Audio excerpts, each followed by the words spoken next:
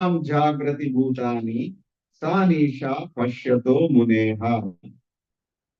So, in simple terms, what this meaning is, so what is day for the devotees is night for the materialistic man. And what is day for the materialistic man is night for the devotees. What does that mean? Like, for example, that's what Krishna is saying. Yeah. So, Krishna is saying, suppose now we are all assembled here to hear about Krishna Katha. So, if somebody is not a devotee, they are thinking, these people are idiots. They are supposed to enjoy right now. Weekend, party hota hai, party time. We are supposed to enjoy. So why are they staying here? What are they doing? For them, what our activity is like night, is darkness. And for us, their activity is like darkness. Okay. Now, a materialistic person is so much absorbed in making money. If I get chance, I will learn more skills. I will not waste my time. It's precious time, right? That's what they're thinking. But for a devotee, if he has more time, how can I learn more about Krishna? How I can chant more? Like that, he's thinking. So both are exactly opposite. One is day, one is night. When in fact the same sloka, once Prabhupada was giving a lecture, in that place, just neighbor, the same wall they were sharing, on the next side of the wall, they were teaching Kung Fu. So they were making, they also make sound. Right? And the voice was so loud. So people heard for some time and then he said, you see, they also are chanting and they are thinking that chanting is going to help protect them. And that's why they're dedicated. And we are also chanting and we also are completely convinced this sound is going to protect us. Now, who- our day and night? You can see the contrast, and that's exactly this is the slogan. So, all the activities of a devotee is in knowledge, and all the activity of the materialistic person is in illusion. That is the difference. So, even though it might look like both are sentimental, but one is in knowledge, one is in ignorance. That's the point. So, yeah, sure. Wait, I want to give you a mic. Because those who are listening, they cannot hear the question. Yeah, no. Repeat the question. I can. Okay, you repeat the question otherwise. Okay. Yeah, yeah. So person who is learning Kung Fu like for self-defense, so they can actually, if they get attacked, they can actually protect themselves.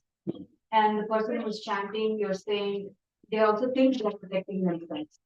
But in reality, the person who is chanting, they don't know how to self-defend, right? Mhm. So if they really get attacked, they cannot defend themselves. Mhm. So are you saying person who is chanting is defending the soul, and the person who is learning self-defense is defending the body? Yes. Okay, Yes. tell the question. Okay, the question is somebody who is learning Kung Fu, so they are protecting the body, but somebody who's simply chanting Krishna's name, he's not learned how to protect his body, but he's only chanting to protect his soul. So is there some gap? That's the question. That's the that's the question. Clarification. So she wants a clarification on that. It's actually a very good point. Now, um, nowadays we see sometimes in the society some girl is missing. Let's say some girl is missing. So what is the most important thing if you love her or if you want to help her? What's the most important thing that you will actually do to help the girl? Huh? Take her to parents. Take her to the parent. But yeah, She's missing, yeah. she's missing. So you will try to do whatever it takes to get the missing child back to the parents. Beyond this, anything else you do, will that be considered help? The same way, we are the missing soul. We lost our parents. So the most intelligent person who is a pure devotee, he has only one mission. He is trying to see how this missing child, I can bring it back to Krishna. Anything else I do is like trying to help the kidnap the child by giving some food or some shelter or make the child comfortable in the perpetuators of the kidnapper's house. That's not help, right? You see the point there? The urgency. The urgency is what somehow or other, there's no time. There's not time, much time left. You just somehow get that soul to Krishna. That's it.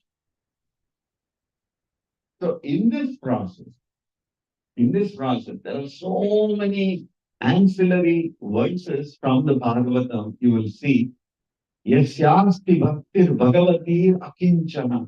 Akinchana bhakti means unalloyed devotion, with uninterrupted, unalloyed devotion. If you can cultivate in a person.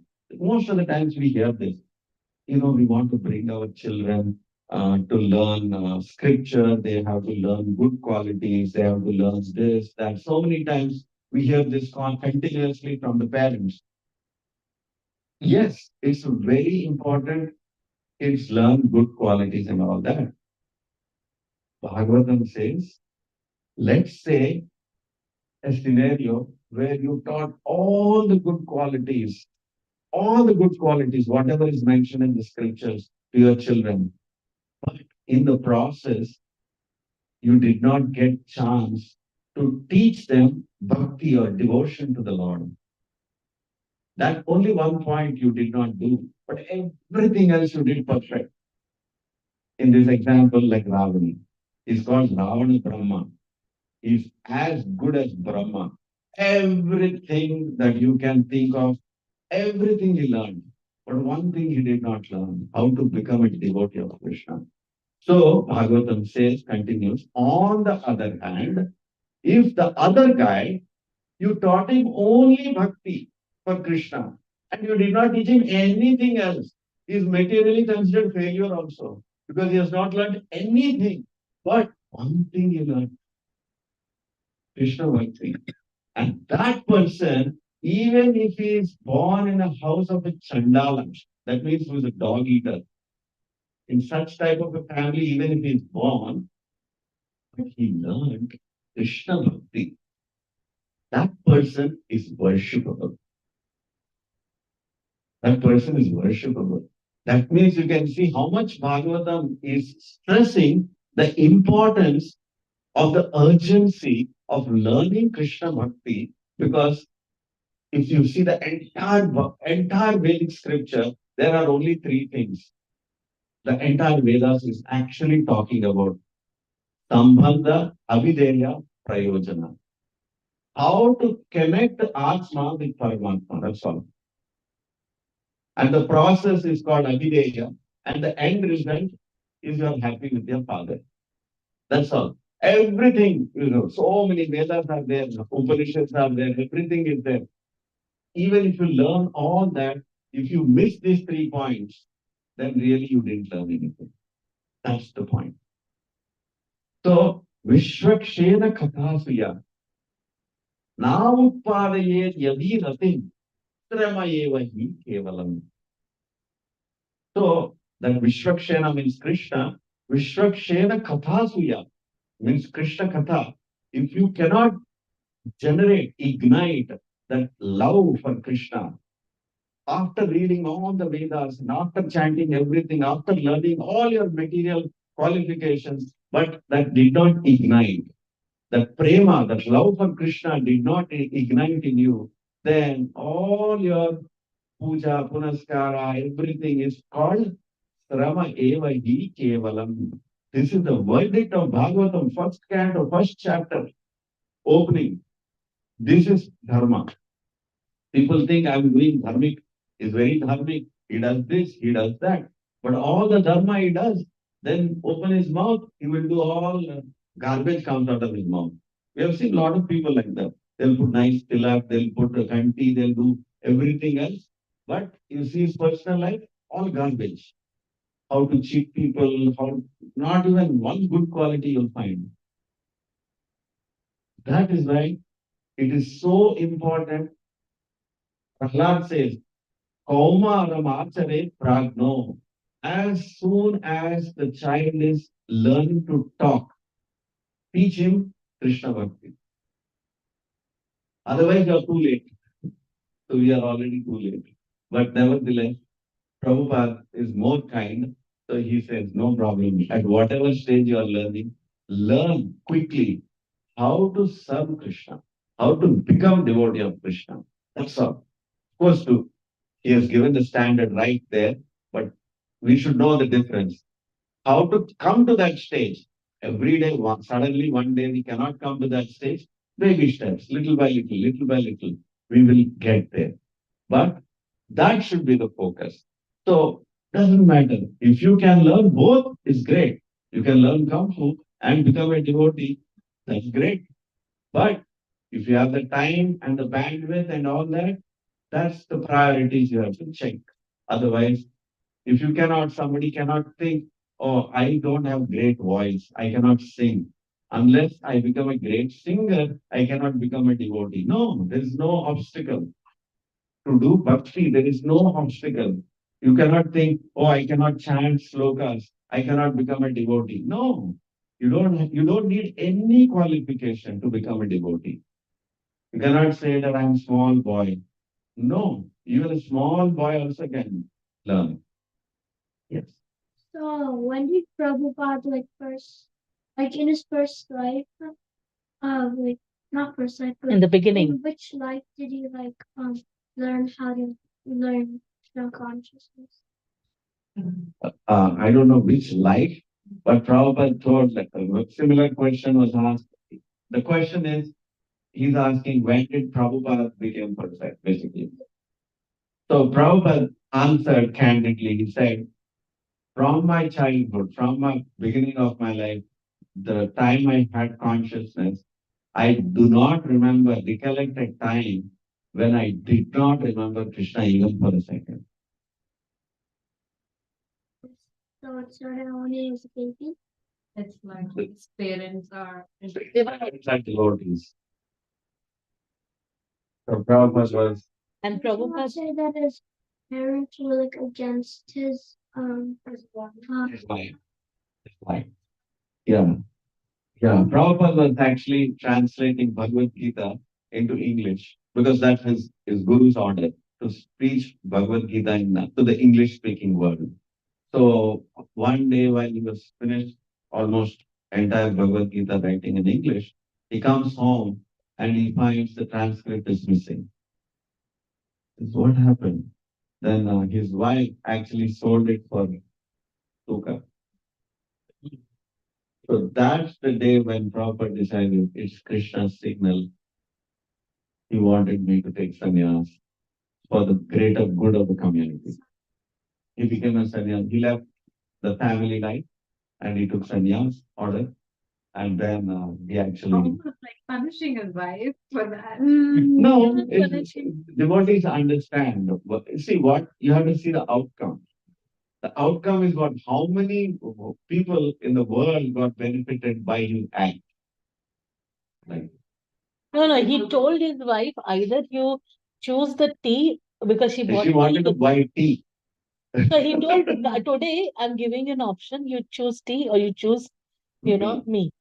And she chose tea. Yeah. So Prabhupada said, Okay, you keep made the your, tea. you made your choice and I would rather, do Very my inspiring story. yeah. Yeah. Tell,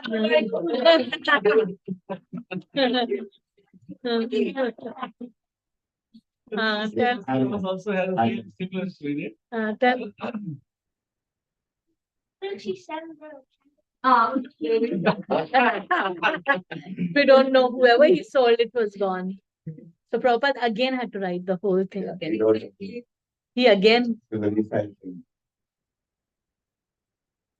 Oh, they don't care. They don't care. They will go by weight. Prabhupada wrote it again. That's all. Yeah, that. Okay. Yeah. I have another question. Yes. There is a saying called Manava Seva is Madhava. Mhm. So when we are doing seva to fellow human beings, Yes. is that good enough? Isn't that same as? Yeah. So you should know what is good. That's the first definition Prabhupada says. You should know what is good. So I might think if I give 10 rupees to that beggar, I'm doing good. But you don't know what he's doing with that 10 rupees. He'll go to the pan shop immediately, buy one BD and he will smoke. You did good according to you. What did you do? What did you know? Whatever with the dana, you should know the intricacy of dana. It is not so straightforward as you think. So whatever dana you did, based on that, whatever that action has resulted, a portion, a percentage of that karma comes back to you. Yes. What kind of dana you should do? How do you know? So Krishna explains what type of dana you should do in the 18th chapter. There is dana in the mode of goodness. There is dana in the mode of passion. There is dana in the mode of ignorance. So that dana, which is done without knowledge, is mode of ignorance. So that dana definitely has some positive effect, which is punya. Also is coming with a negative effect. In fact, there is even in the mode of goodness, if you do dana, it can also bind you because you have to take one more birth to receive that punya. So to do dana alone without knowledge is not good. So if you don't know what is good, how can you do good? See? Quite complicated. What dana? So what dana you should do? Very good question. So a dana which does not bind you, that is the kind of dana you should do. Right now what we are doing this dana, giving jnana, knowledge of Krishna, sharing Krishna's But you should also give. intelligence. But Krishna says that you should give Charity. charity We should give also. charity. Again, we should give charity. As a householder, your immediate, because your whatever you are enjoying, if you do not offer it to Krishna, that will bind you. So if you earn, the first duty is you have to do charity. So again, to whom you will do charity? You should be giving charity to a person who knows that money is not misused and it is put in the highest use. And that punya you will get again. What? And To a helps. devotee who knows how to preach Krishna consciousness. And then with that money, when you give to a devotee, what happens is that whoever has given that dana, no, that much he will get gyan also. So Krishna is so kind that you have given, sacrifice something, to someone you have given who is going to use that money in the service of the Lord. Then you get the benefit of gyan and bhakti. Both you get. That Like is why Mataji the came, pure no? devotee. See that Like that day Mataji came, no? Malini Mataji. So Malini Mataji was saying that when she had cancer, right? So she was explaining that when she had cancer, a lot of devotees used to give donation to her. So when they gave her donation, she said that I am not used to taking, like I also never like to take donation. She said I also don't like to take donation because I feel, why should I take? But she said, when they gave me, I saw that those people, when they were donating to me, they all got immense gyan. They were progressing in Krishna consciousness so rapidly. And she said that the moment they stopped, because they planned to give for her for a year because she was sick, And she said that as soon as they stopped, their progress was not as fast. So she was saying that anybody who gives, they are actually double benefited by doing that. I can remember from my own experience. I was just a student, like 21 years old. So when I read the whole Bhagavad Gita and Bhagavatam, I remember that sloka even till today. Prane arte diya vacha. You have to offer everything to surrender to Krishna. Whatever money was there in the entire account, I just donated the whole thing because I believe that's full surrender to Krishna. So I know for myself the kind of whatever I'm reading or whatever I'm speaking, I would say 70 to 80% is whatever I read that time. It's a blessing, it's just coming like that. Whatever I read now is really very little, very minimal. I confess that. But that kind of benefit you will get, what she's saying, when you do charity, immediately you will see you're progressing spiritually like a rocket speed. Otherwise, our progress is very, very small, it's very slow, like a narrow track. Can she also be like teaching someone else? Yeah. Yes. Praner Arter Diya Vacha.